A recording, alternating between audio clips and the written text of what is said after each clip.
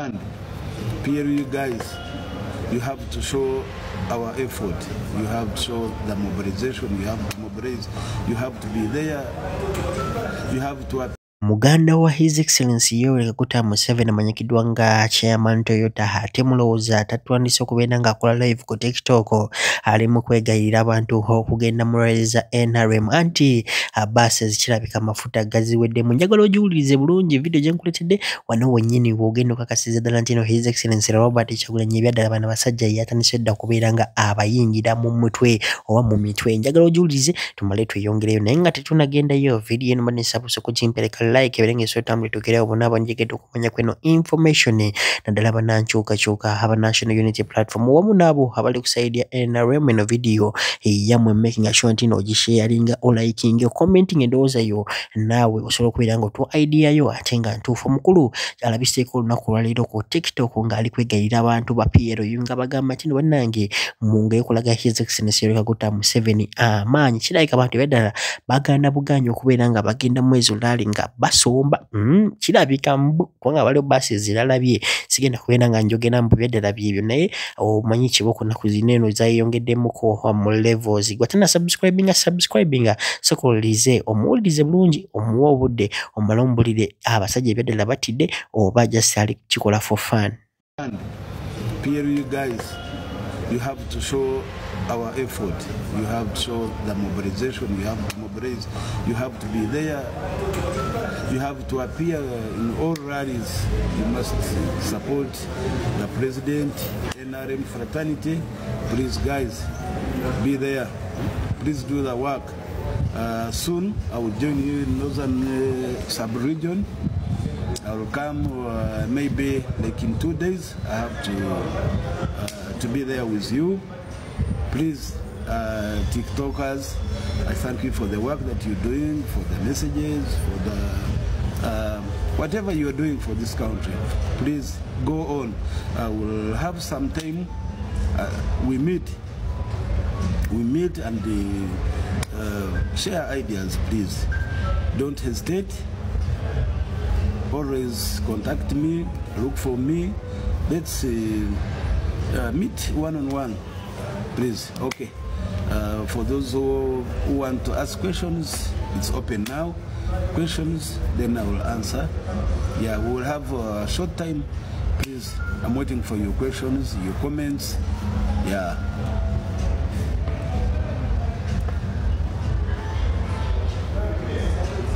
Ndowooza namwe mukyerabirako nti akaliro bakawulira omukulu His Excellency Yoweri Kaguta Museveni olunaku olwaleero nkugambye abaana kye bamukola nnaku zino eno bamukootinga buli ddakiika. Njagala owulirize ono omwana kyamukoze tumale tweyongereyo naye nga tetunagendayo soka owulirize Hajjati Nakalembe alina byeyogera tumale tweyongereyo ne mu video yaffe. Salamu alaikum. Hajjati Nakalembe omusomi w'edduwa. Bw'oba wenyiye embeera embi yankusomere ku dduwa.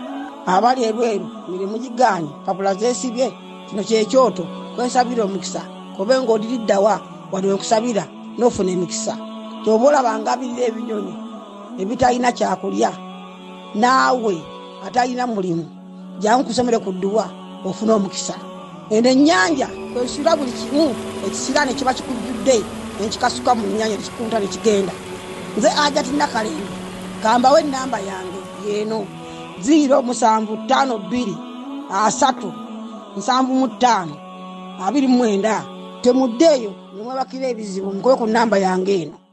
I have seen these young children here in the social media that they want to reduce the size of parliament. They don't know why the size of parliament is big and why it is helping, what it helped. Mr. Museveni, I don't want to address you as a president, because they will think you don't even deserve to be in that position of a president. A person who doesn't have love for his country. A person who doesn't care about the future of Uganda. A person who doesn't care about the well-being of the citizens. I'm sorry, we are sorry, sir, but it's embarrassing to call you a president. Let me go straight to the point. You said that we, the younger people, we don't know what you are talking about. You were trying to lecture us, trying to defend the parliament of Uganda, and how good it is to have such a big parliament. But what is the use of the parliament of Uganda right now? It is useless.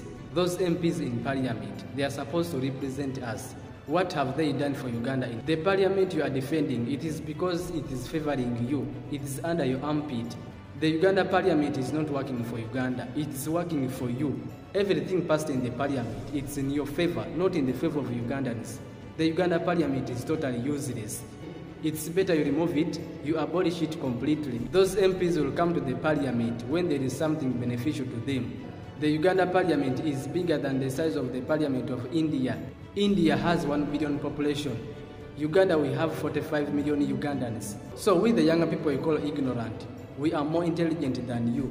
We are more intelligent than your entire cabinet useless ministers. Why do we have such a big number of parliament?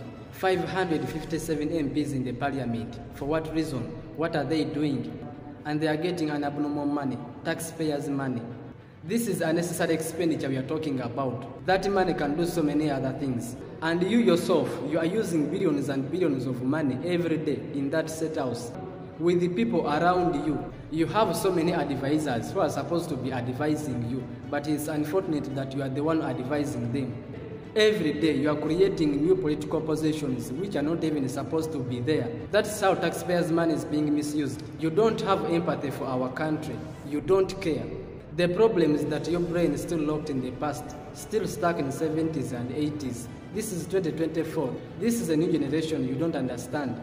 We are not abusive or trying to disrespect you in any way, but this is the fact. This is the reality. At your age, you no longer fit to be in that very sensitive office of a president. Our constitution was... I have an opponent, for example, eyatula nange, era nachogera ne mu constituency. Nagamba nti president yamugamba jana esimbeko. Amuzigirewo. Yes. President nakimugamba. Nambuuza nti osobola nti asobola byogera nga ali awo. Nga simanyi oba asobola. Ninze sobola okubiddamu nga wali. Teyatwita. So bwekibanga kituufu nga yali talimba. Then mba nina bwenkanya ki? I have information kubanga n'ekirala. Tulowooza nti I'm a novice. Nti ndi mupya. I have information. Nti list yakyuse ku ssaawa nvannyuma. Okay. Amatu gange tegabeera mu bbanga. Eyali yakolwa akakiiko. Yes. Ani yakikyusizza? Well, saabadde okulaba agikoloboza. Okay. Yes. Era indeed mwami Sebufu namulabyeko ku TV ng'agamba ng'ayogera ku contribution y'obukulembeze bw'ekibiina mu kutereza list eyo. Yabadde ku TV ningamba okay ate baatugamba bya ku ground n'ebibuuzo. Indeed yasinze yajjawo ng'asoma bufusamarega bwe twawandiikanga mu high school n'agamba bana ebyensobye kale baleseeko kimu kyokka bannanga oluzungu lubadde wali nga clearly naye akkiriza nti afulumya agudde. N'ekisa kya Katonda nekimuyamba n'akyagwa.